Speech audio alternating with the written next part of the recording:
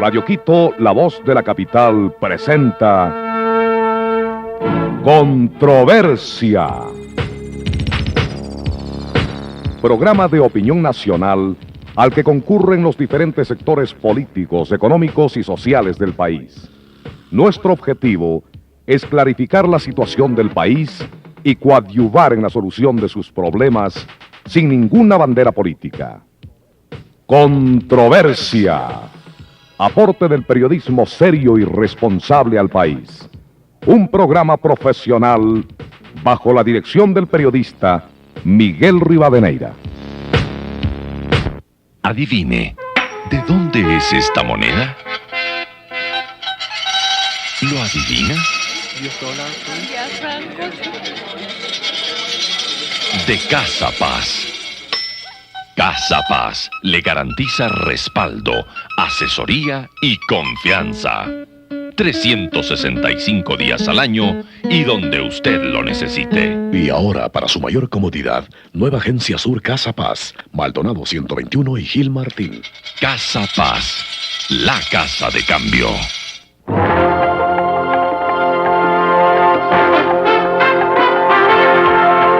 Los recursos financieros del Banco del Estado están siendo invertidos en las obras fundamentales que demandan los ecuatorianos. Banco del Estado, un banco para el desarrollo del país.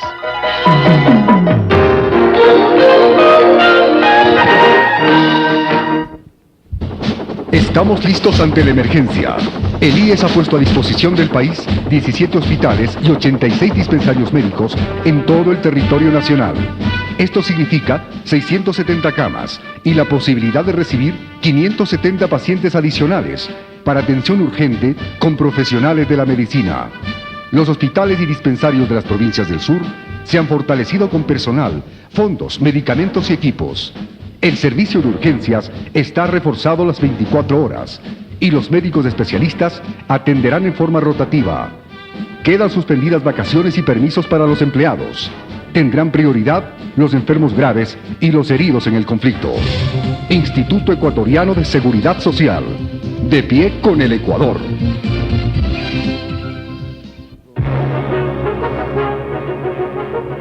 Entre los grandes, este es su banco pequeño. Pero es el más eficiente. Gracias, señora.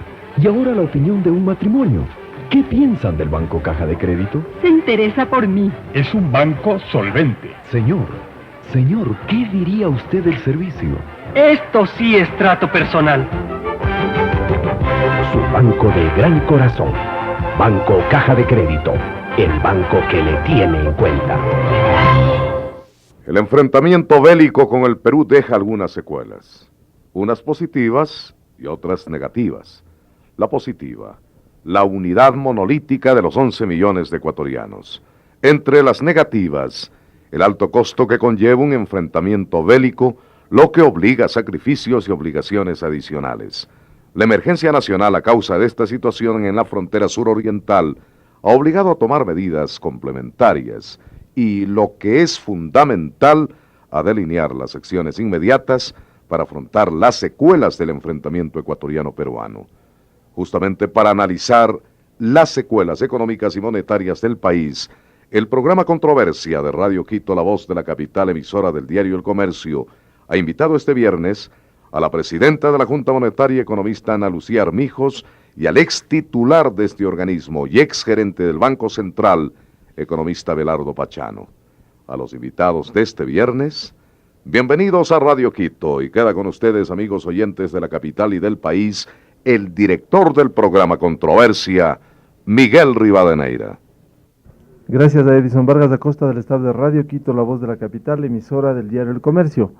Más allá de lo que ha sucedido y continúa ocurriendo en la frontera suroriental, que por cierto no deja de ser una preocupación para el país y también internacionalmente, porque qué está sucediendo con las inversiones, qué está sucediendo con los diferentes frentes que miran al Ecuador y al Perú también como dos países pues en conflicto, en emergencia, y que puede poner en riesgo cualquier tipo de capital.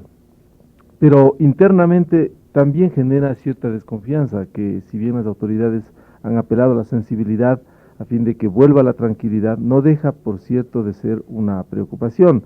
Allí tenemos casos que justamente queremos analizar qué está sucediendo internamente con los indicadores económicos, tasas de interés, cuál va a ser el mecanismo para salir de esta crisis, cómo se va a operar, en definitiva una serie de parámetros que queremos seria y responsablemente tocar este tema con la presidenta de la Junta Monetaria, la economista Ana Lucía Armijos, y el ex titular de esta institución y ex gerente del Banco Central, precisamente cuando el Ecuador salía de aquel problema de Paquicia 81. Una pausa e iniciamos el programa en instantes. Adivine, ¿de dónde es esta moneda? ¿Lo adivina? De Casa Paz. Casa Paz le garantiza respaldo, asesoría y confianza. 365 días al año y donde usted lo necesite. Y ahora, para su mayor comodidad, nueva Agencia Sur Casa Paz, Maldonado 121 y Gil Martín. Casa Paz, la casa de cambio.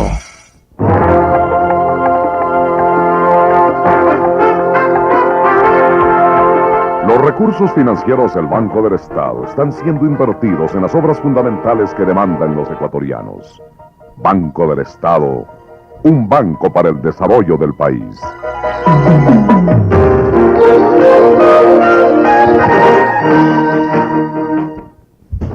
Estamos listos ante la emergencia. El IES ha puesto a disposición del país 17 hospitales y 86 dispensarios médicos en todo el territorio nacional.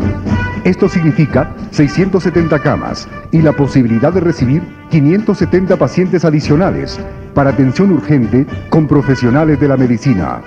Los hospitales y dispensarios de las provincias del sur se han fortalecido con personal, fondos, medicamentos y equipos. El servicio de urgencias está reforzado las 24 horas y los médicos especialistas atenderán en forma rotativa. Quedan suspendidas vacaciones y permisos para los empleados. Tendrán prioridad los enfermos graves y los heridos en el conflicto.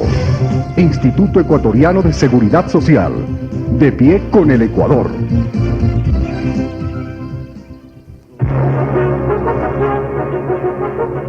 Entre los grandes, este es su banco pequeño. Pero es el más eficiente. Gracias, señora. Y ahora la opinión de un matrimonio. ¿Qué piensan del Banco Caja de Crédito? Se interesa por mí. Es un banco solvente. Señor, ¿qué diría usted del servicio? Esto sí es trato personal. Su banco de gran corazón. Banco Caja de Crédito. El banco que le tiene en cuenta. Este es el programa Controversia de Radio Quito, la voz de la capital, emisora del diario El Comercio. Este día contamos con la presencia de la presidenta de la Junta Monetaria, economista Ana Lucía Armijos, y el ex titular de esta institución y ex gerente del Banco Central del Ecuador, economista Abelardo Pachano.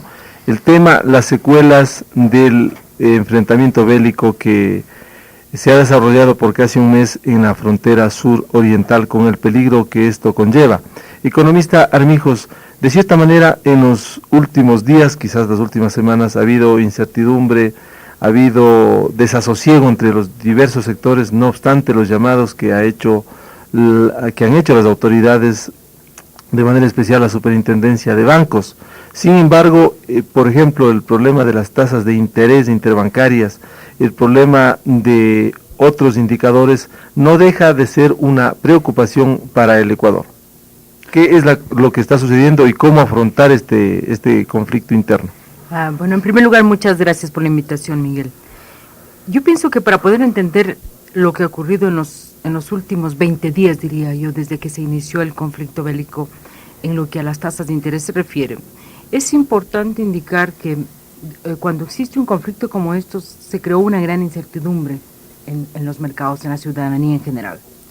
Y las autoridades analizaron cuál era la mejor alternativa para poder hacer frente a una situación como esa. Fue estrategia de gobierno el escoger utilizar la tasa de interés como variable para poder controlar al sistema cambiario.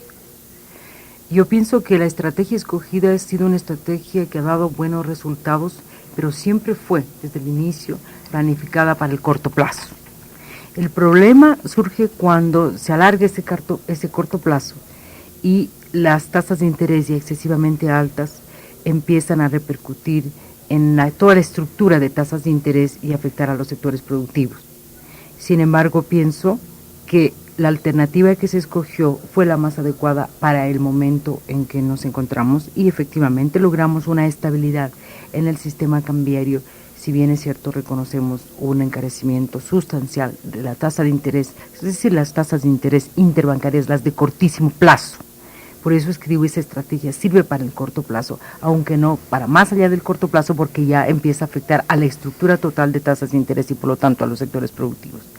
Pero una vez que se ha dado el cese de fuego, estamos analizando con profundidad para hacer un balance de la situación y establecer la estrategia que regirá para el futuro. ¿Cuál sería esa estrategia? ¿Cómo están los índices, los parámetros de esta semana?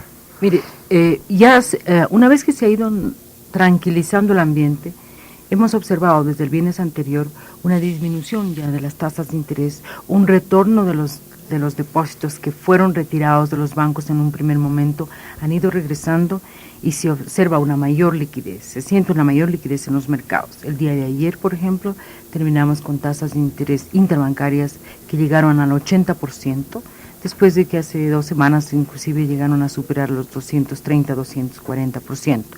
Hoy estamos con tasas del 80% y en cuanto al sistema cambiario se ha mantenido bastante estable, con variaciones de 10-20 sucres, pero absolutamente dentro de las bandas cambiarias que fueron establecidas a inicios de año. El economista Belardo Pachano en el año 81 asumió la gerencia del Banco Central del Ecuador y por tanto tuvo que vivir absorber la cuenta del enfrentamiento de febrero de ese año. Si bien las circunstancias y la situación es diferente 14 años después, no deja de ser un hecho similar, la emergencia vivida en el orden económico y monetario. ¿Cómo mira, economista Pachano, esta situación, no solo en comparación con el año 81, sino dada la estructura de nuestra economía en estos momentos? Gracias, Miguel. En el año 81, cuando me tocó asumir la gerencia del Central, algunos meses después del conflicto de Paquisha, pudimos ratificar los enormes costos directos e indirectos que tiene un conflicto de esta naturaleza. Costos directos derivados de todo el proceso militar de movilización, de gastos en pertrechos, de reparación de equipo militar y de la adquisición de equipo que luego se convierte en indispensable para poder asegurar la permanencia de toda la realidad geográfica ecuatoriana. Y en ese sentido pudimos nosotros darnos cuenta de la gravedad que tuvo y de los impactos que se produjeron en las distintas actividades económicas. En el caso actual hay algunas diferencias frente al año 1981 y muy marcadas. En primer lugar, hay una situación de reserva monetaria sumamente más sólida. Hay la posibilidad de un manejo del instrumental económico sobre bases de mercado mucho más libre, a diferencia de la política económica que estaba en plena reestructuración en el año 81, cuando se inició esa larga etapa de ajuste y de búsqueda de un nuevo esquema o estrategia de desarrollo. El problema, como le veo yo en el momento actual, está dado precisamente de lo que Ana Lucía mencionaba. El esquema de ajuste para enfrentar esta confrontación estaba dado para un periodo extremadamente corto. De tal manera que las tasas de interés no provoquen un desajuste serio en todo el andamiaje productivo y en el esquema del sistema financiero. Pero luego de 3 semanas de aplicación de un esquema de esta naturaleza, y con los niveles extremadamente altos a los que ha llegado la tasa de interés, para precautelar una estabilidad del dólar, realmente los daños ya son de magnitud. Yo creo que estamos en un momento de paralización económica bastante generalizada.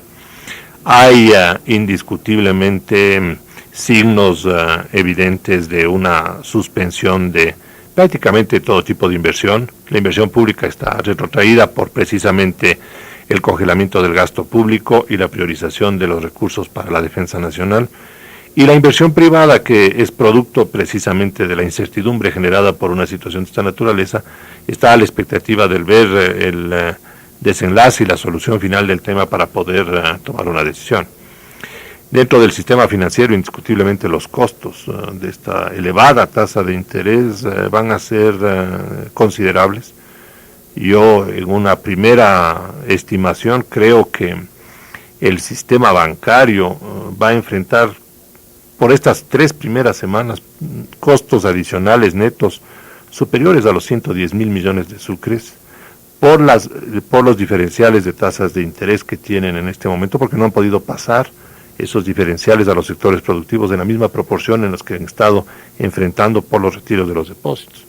Entonces, a mí me parece que la estrategia seguida era una estrategia válida en el cortísimo plazo, pero la defensa de esta estrategia ya en un periodo más largo sí puede tener un interrogante muy serio, y ahí me parecería que el flexibilizar el manejo de la tasa de interés a niveles más razonables de los que se estaban manejando es absolutamente necesario para calmar de alguna forma los efectos y reducir un poco las expectativas que inclusive de carácter especulativo se han venido generando en estas semanas. ¿Cómo afrontar, economista Pachano, toda esta situación? Es decir, para que retorne la confianza, muy difícil, por cierto, porque depende del frente militar, depende del frente externo, pero internamente hay que ir tomando medidas de tal manera que la situación se tranquilice, se normalice y se logre volver a reencauzar la economía como ha venido restableciéndose en los últimos meses. Bueno, yo creo que la economía del año 95, después del conflicto, es sustantivamente diferente de la que estábamos pensando que iba a ocurrir. De tal manera que, desde mi punto de vista, el programa económico previamente elaborado por el Frente Financiero del Gobierno va a tener que ser sometido a una revisión integral. Mi primera impresión es que el objetivo que se tuvo de crecimiento económico del 4.5% está seriamente ya impactado. No se puede hablar de un crecimiento de esa magnitud, o se deberá replantearlo en niveles que sean compatibles con la redistribución de los recursos para reponer el gasto militar, para atender necesidades futuras, y por el otro lado, por el retraimiento que tienen las actividades productivas y que tomará un buen tiempo en volverse a activar. Hay un costo absolutamente indiscutible en ese sentido. En segundo lugar, creo también que objetivo de inflación y consecuentemente el manejo instrumental de tasa de interés y tipo de cambio tendrán que ser revisados de tal forma que se vuelvan compatibles con la nueva realidad. Me parece a mí personalmente que hay una obligación de parte de las autoridades de revisar parte de la estrategia de estabilización que han seguido para no crear un mayor represamiento o atraso en el tipo de cambio, porque países que han insistido en esa línea de mantener el tipo de cambio bajo para alcanzar buenas metas de inflación en el corto plazo, luego ven afectado el programa económico porque esa variable se mueve o explota en un momento y sale del control de las autoridades. En Europa hay el caso de España, que es extremadamente ejemplificante. En Ecuador, en América Latina, el caso de México último. Creo que de alguna manera inclusive les ha afectado a las autoridades económicas y les ha alertado de las cosas que no se deben hacer. Economista Armijos, no se trata de ser pesimistas, al contrario, ser optimistas, pensar en el futuro del país. Si bien el país se estaba enrumbando por una recuperación económica, así lo dicen los indicadores, la Reserva Monetaria, etcétera, pero con esta emergencia, como dice el economista Pachano, ¿qué va a suceder? ¿Cuáles van a ser las nuevas estimaciones? ¿Cómo se va a afrontar esto? Por ejemplo, la tasa de crecimiento, el 4 o 5% previsto para este año, ¿qué va a pasar con la inflación? ¿Cómo están ustedes manejando esas variables, esos indicadores? Gracias, Miguel. Yo pienso que quizás deberíamos tomar en consideración que el conflicto que se dio en 1981 se dio un momento en que la economía no tenía la solidez que ha tenido en 1995. Eso nos ha permitido, durante casi un mes que llevamos ya de conflicto, poder solventar la situación quizás de mejor manera. Y eso me hace pensar a mí, en forma optimista, que teniendo una situación más sólida, con una reserva monetaria muchísimo más solvente, pero va a haber que echar mano de la reserva monetaria. Eso nos ha permitido afrontar de mejor manera y también nos va a permitir reactivar el aparato productivo, yo diría, quizás con más rapidez. Sin embargo, el conflicto bélico tiene costos, sin duda alguna, y costos, como lo ha dicho Abelardo, costos directos y costos indirectos. Y ese costo nos va a llevar a nosotros, nos obliga a nosotros a hacer un análisis que había indicado que ya lo estamos haciendo, un análisis profundo para saber cuál es el balance de esta situación y saber cuál es la estrategia adelante. Sí, va a haber un replanteamiento. Eso va a ser un replanteamiento, sin duda alguna. Yo creo que en los costos indirectos sí podemos citar clarísimamente que ya no podemos hablar de un crecimiento económico de un 5%, entre un 4 y un 5% que habíamos planificado a principios del año. Tenemos que revisar también la meta de inflación, o quizás postergar nuestra meta entre el 15 y el 17 para unos pocos meses después. Tenemos que revisar también la meta de Reserva Monetaria Internacional y realmente ajustar todo el mecanismo y todo el mecanismo y todos los instrumentos que se utilizan para lograr esos objetivos. No quiero ser de ninguna manera pesimista, creo que podemos enderezar la economía. No creo que el programa económico que con tanto esfuerzo nos ha costado a todos los ecuatorianos durante los últimos 30 meses se ha venido abajo, no. Yo creo que hemos hecho esfuerzos para mantenerlo y vamos a seguir manteniéndolo. Es decir, vamos a seguir manteniendo un equilibrio en la economía que nos permita alcanzar objetivos como el de crecimiento económico, continuar con el objetivo de bajar la inflación y de mantener un equilibrio tanto en el sistema cambiario como en el sistema monetario. Creo que es importante anotar que cierto es que la experiencia de México nos ha alertado.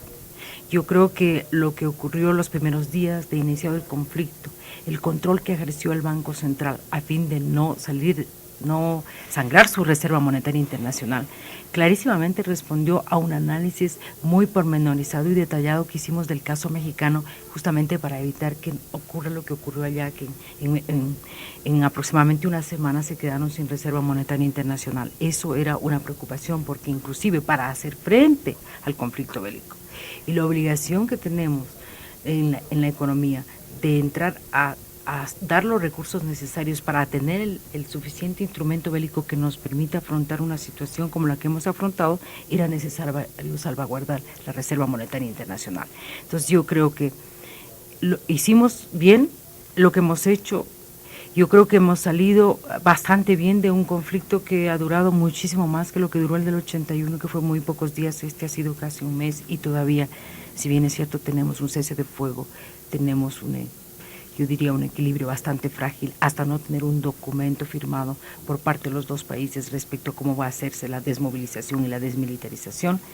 Creo yo que con los instrumentos que tenemos, con la situación sólida de la que partimos, soy optimista de que vamos a enrumbar nuevamente la economía. Economista Armijos, la Reserva Monetaria todavía no ha sido tocada, sigue intacta como se lo ha tenido en los últimos meses. No, de ninguna manera. Yo creo que es importante anotar que los gastos que demanda un conflicto bélico son gastos no solamente en sucres para la movilización interna, pero también para la compra de todos los instrumentos que se requieren para ello. Sí, hasta el momento ha habido una reducción de la reserva de aproximadamente unos 150 millones de dólares, que era necesario hacerlo y tendremos que, no solamente habrá esa disminución de la reserva, yo creo que habrán otros gastos, algunos de ellos que van a implicar pagos a lo largo de los próximos años, y en eso tenemos que ser realistas. Un conflicto como este tiene un costo que se refleja inmediatamente en los recursos en sucres y recursos en dólares. En lo que a sucre se refiere, sin duda alguna, tenemos también que en el replanteo hacer un replanteo respecto a la meta fiscal, porque lo que ha ocurrido con esta situación es un incremento sustancial de los gastos corrientes que nos va a obligar a hacer una revisión del presupuesto, sobre todo en lo que a gastos de capital se refiere.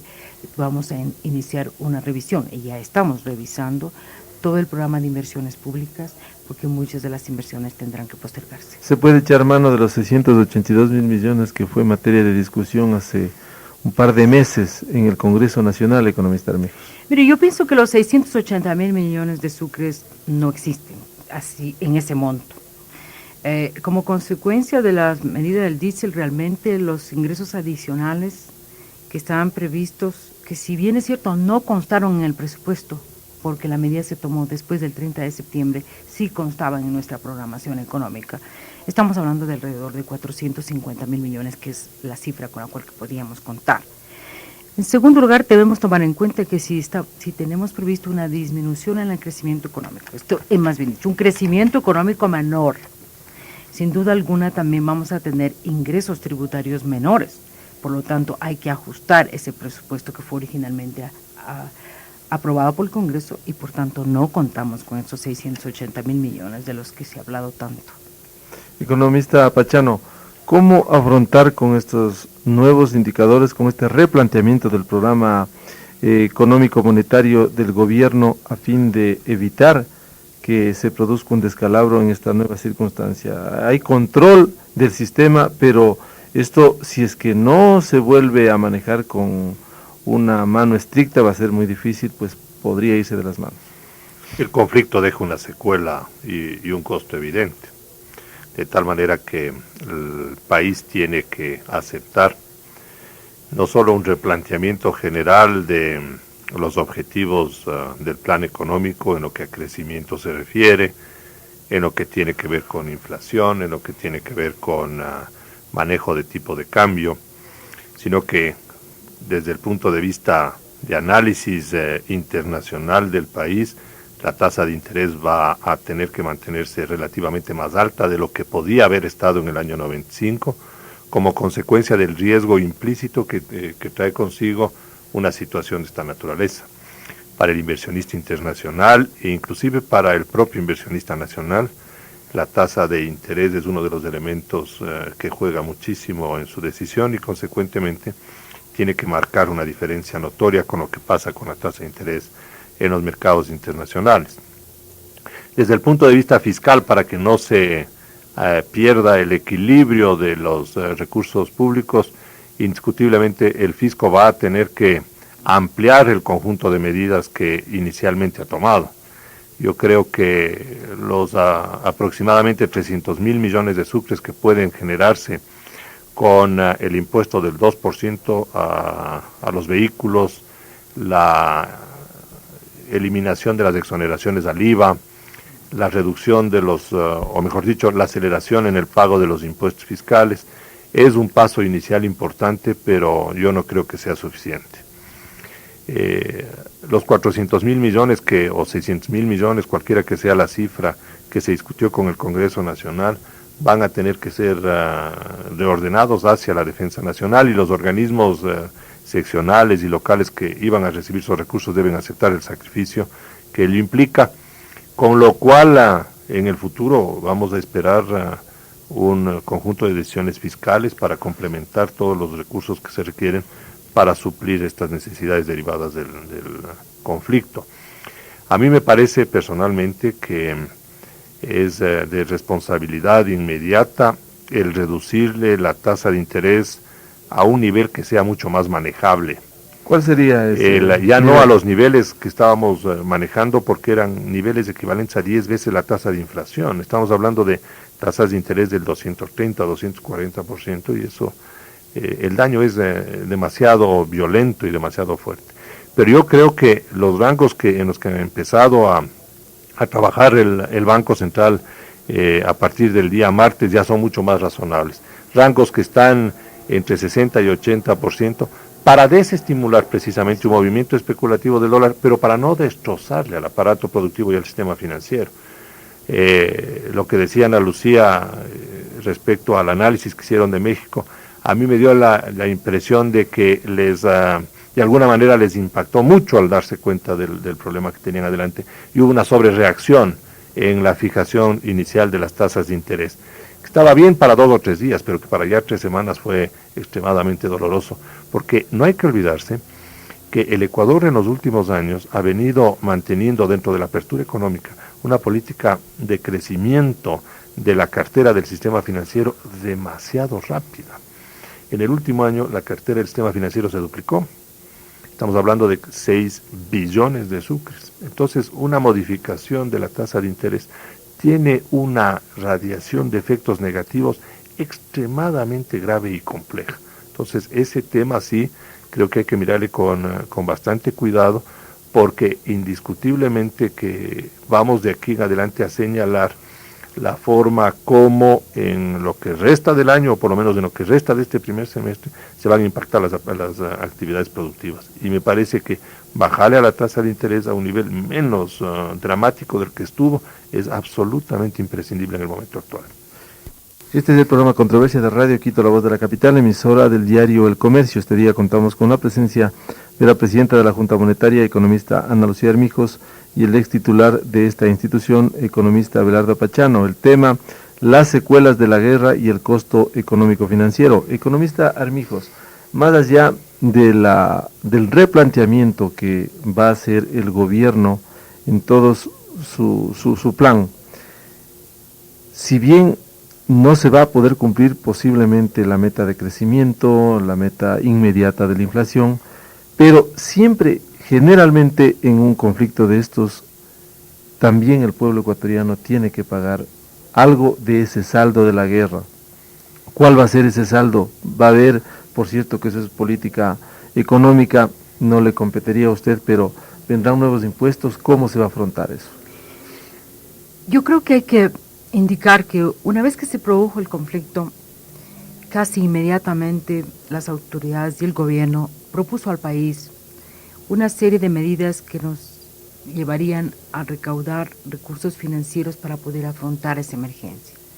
Si bien es cierto, de inicio no se conocía a ciencia cierta cuál sería el monto de recursos que se requería, como todavía no lo conozco en su totalidad, sí podíamos avisorar que era necesario dictar aquellas medidas que nos permita recoger recursos, y por eso planteamos 7 acciones.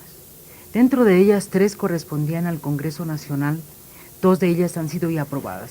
Es el impuesto al rodaje y el aporte de los 2 días de salarios, no solamente a la administración pública, sino también del sector privado. Ello nos dará alrededor de unos 200.000 millones de sucres. Hemos calculado las 2 medidas que adoptó el Congreso. Abelardo estimaba en 300.000. Falta la eliminación de exoneraciones del IVA.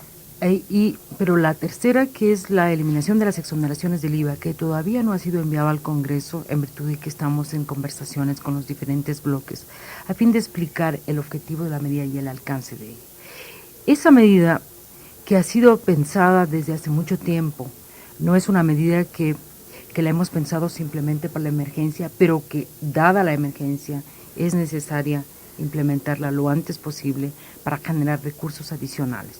Los recursos que se generarían es un poco más de 100.000, realmente son 200.000 millones aproximadamente, un 0.5-0.6 del Producto Interno Bruto, que generaría la eliminación total de las exoneraciones, desde luego con aquellas exoneraciones técnicas que no pueden hacerse y sin afectar las exportaciones.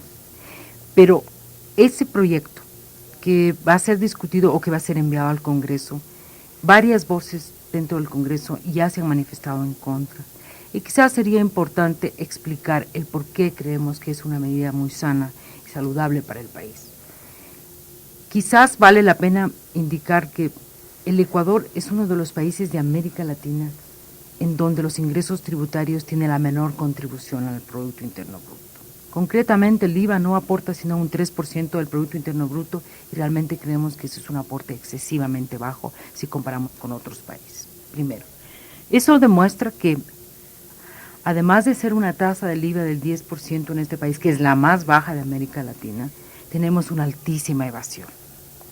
Y la evasión que no se refleja solamente en el IVA, sino también en los otros impuestos. El impuesto a la renta no genera más allá del 1.5 del Producto Interno Bruto, que también es excesivamente bajo. Es muy difícil Por lo tanto, disciplinar a los 11 millones de ecuatorianos para que todos paguen y no paguen 1.000, 2.000, 5.000 contribuyentes, economistas Armijos. Inclusive yo creo que desde el punto de vista constitucional, cuando hablamos de equidad en la contribución. Por lo tanto, yo creo que es el momento en que todos entren a pagar el impuesto al IVA y no hacer una serie de exoneraciones de las que hemos vivido ya muchos años y que muchas veces no se presta sino a distorsiones. ¿Cuál es la parte más positiva de esto? Que la eliminación de las exoneraciones nos permitiría tener un instrumento absolutamente transparente y limpio, un IVA limpio, como le llamo yo, que nos permite a su vez controlar el pago de impuesto a la renta y el pago de los impuestos arancelarios, con lo cual los recursos que podríamos recaudar no serían solamente provenientes del IVA, sino del incremento que obtendríamos en los otros dos impuestos, el impuesto a la renta y los impuestos arancelarios. Esta medida, estimamos que en este año generaría alrededor de 0.6% del Producto Interno Bruto. ¿Nuevos impuestos sobre los ecuatorianos o va a ser suficiente? Yo pienso que si nosotros tenemos este instrumento limpio como está, podríamos pensar en que esto sería suficiente por el momento. ¿Cuál es el saldo de la guerra finalmente con los costos directos e indirectos, economista Pachano? El pueblo ecuatoriano tiene que pagar, como siempre, el saldo rojo de la guerra. Yo creo que tenemos que pagar todos. Debe haber una actitud absolutamente de cooperación por parte de todos los sectores, de todas las empresas, de todas las actividades, de todas las personas. Porque una guerra solo deja saldos negativos, y esa es una verdad de perogrullo. De tal manera que el monto que debamos enfrentar va a depender de la intensidad que está tenido, de que esta frágil este frágil cese el fuego se mantenga y ya no recrudezcan nuevamente los enfrentamientos. Y obviamente habrá que hacer un balance, pero los efectos están en los distintos campos, en la producción, en el empleo, porque cuando estamos hablando de que la producción no crecerá al ritmo que estaba esperado, vamos a generar menos empleos, es decir, menos oportunidades de trabajo para ecuatorianos.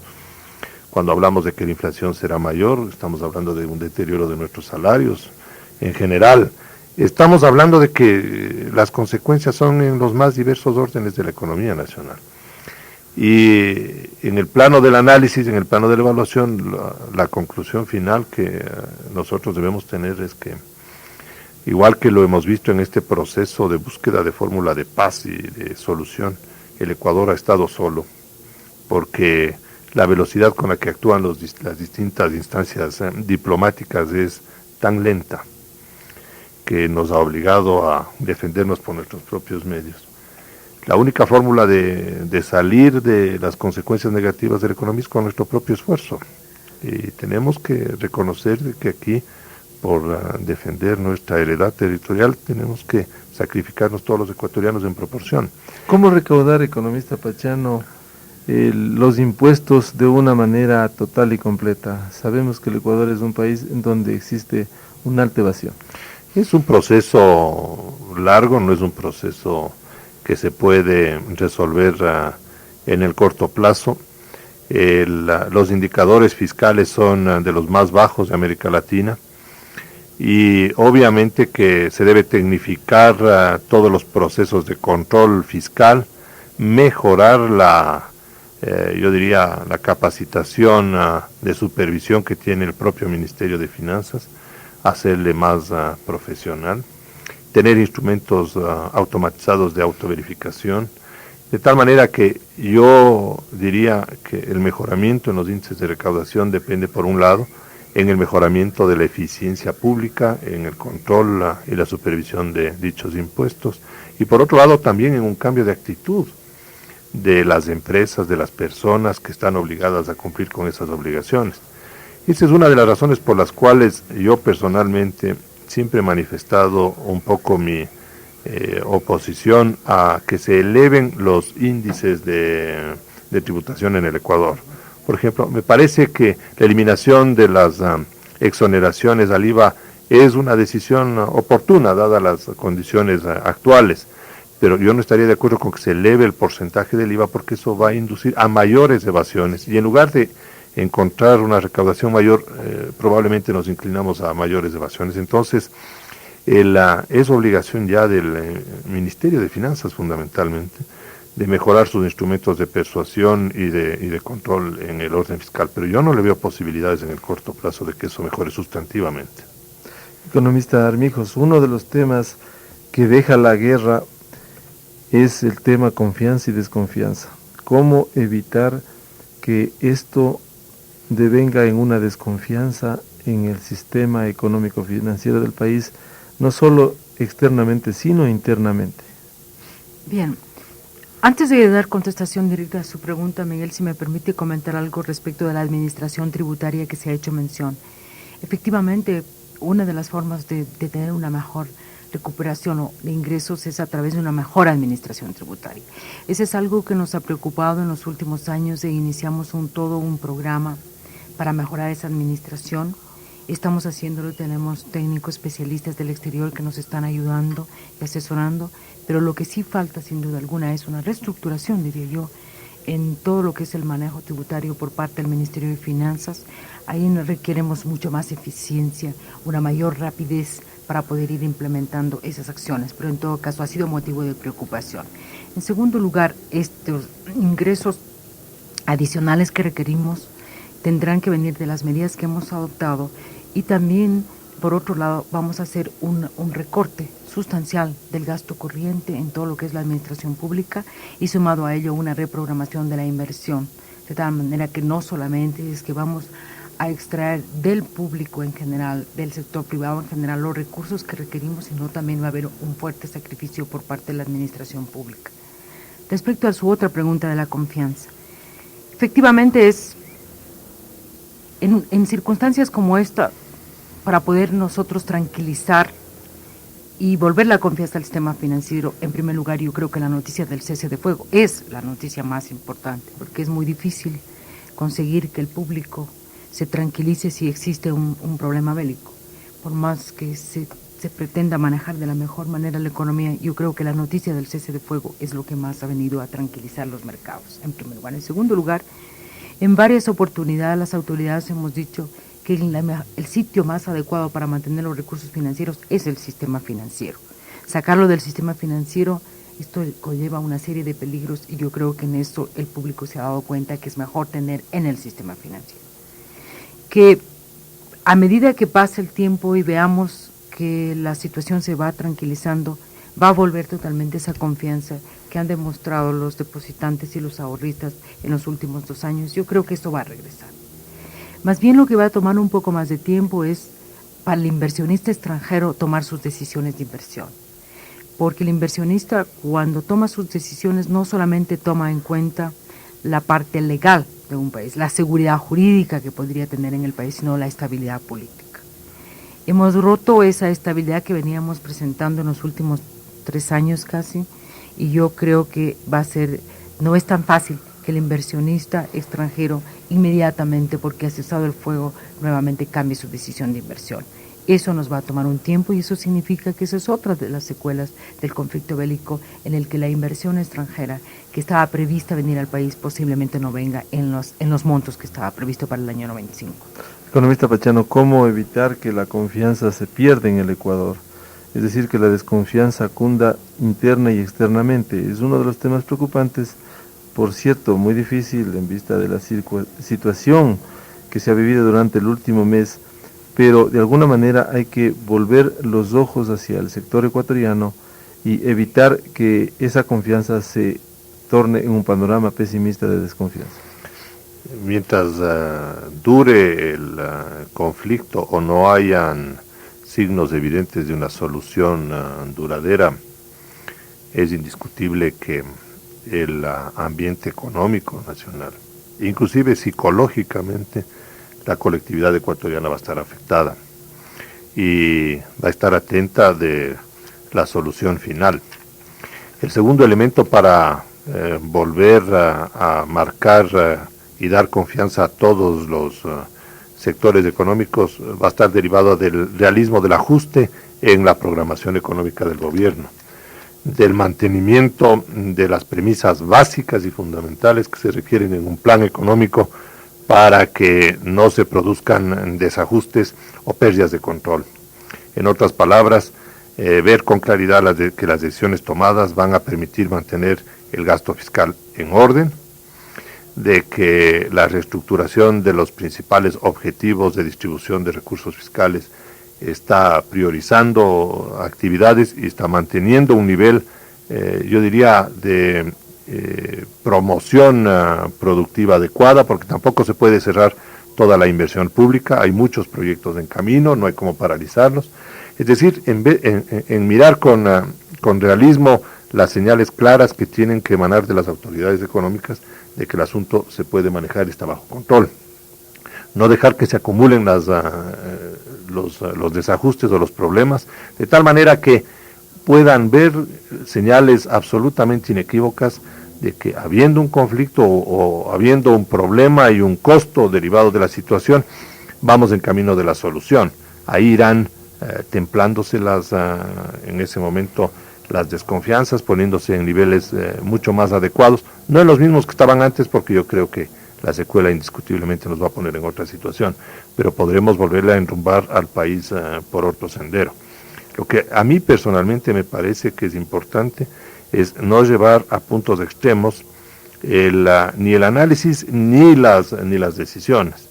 En otras palabras, el movernos en una posición exageradamente proteccionista de cuidar todos los efectos negativos o de no hacer absolutamente nada, pueden ser dos malos consejos en una situación como la actual.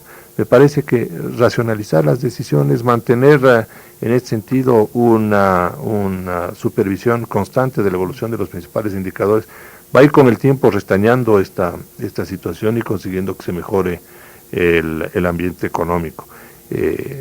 En las condiciones en las que estamos actualmente es muy difícil todavía verlo a la situación y el camino de solución, pero conforme transcurran los días, yo creo que todos los ánimos se van a volver mucho más razonables y ahí vamos a encontrar un ambiente mejor. El saldo rojo de una guerra o de un conflicto bélico, como ha sucedido durante el último mes en la frontera suroriental, deja algunas lecciones. Una de ellas, por ejemplo, la férrea unidad que los 11 millones de ecuatorianos han mantenido y han demostrado, lo cual es muy saludable. Ojalá se pudiese mantener esa unidad que el país requiere para salir al unísono de la crisis de la que estábamos saliendo precisamente durante los últimos meses. Pero hay otros saldos. Por ejemplo, aquí se ha invocado aquello de que todos paguemos el saldo de la guerra, y eso es un llamado muy cordial a todos, absolutamente todos los sectores del país, en donde, por ejemplo, el tema del pago de impuestos, no hemos tenido una cultura de pagar al fisco lo que debemos hacerlo muy puntualmente.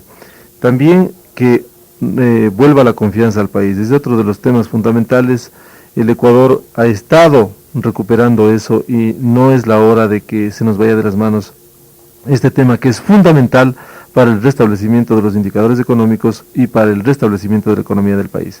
Queremos agradecer la presencia en el programa Controversia de Radio Quito, la voz de la capital, la emisora del Diario El Comercio, de la presidenta de la Junta Monetaria y economista Ana Lucía Armijos y del ex titular de esta institución, el economista Abelardo Pachano. Nuestros oyentes, muchas gracias y hasta la próxima semana.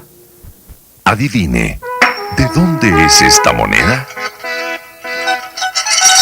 ¿Lo adivina?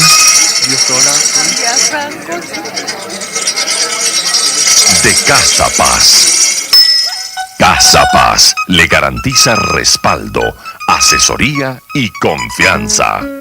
365 días al año y donde usted lo necesite. Y ahora, para su mayor comodidad, nueva Agencia Sur Casa Paz, Maldonado 121 y Gil Martín.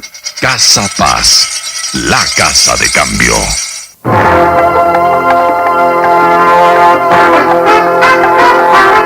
Las obras fundamentales que se construyen en el país tienen el financiamiento del Banco del Estado. Banco del Estado, un banco para el desarrollo del país.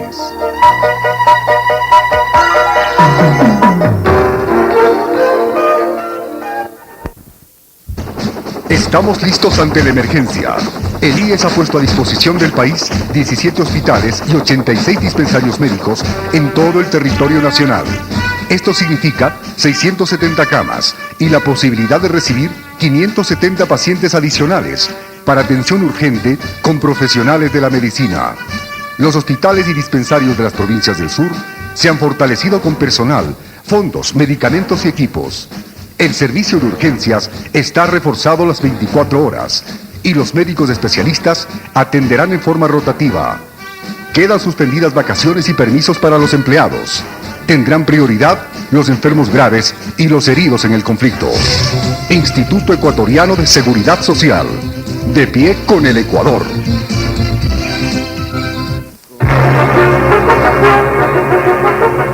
Entre los grandes, este es su banco pequeño. Pero es el más eficiente. Gracias, señora. Y ahora la opinión de un matrimonio. ¿Qué piensan del Banco Caja de Crédito? Se interesa por mí. Es un banco solvente. Señor, ¿qué diría usted del servicio? Esto sí es trato personal. Su banco de gran corazón. Banco Caja de Crédito. El banco que le tiene en cuenta. Este fue su programa Controversia.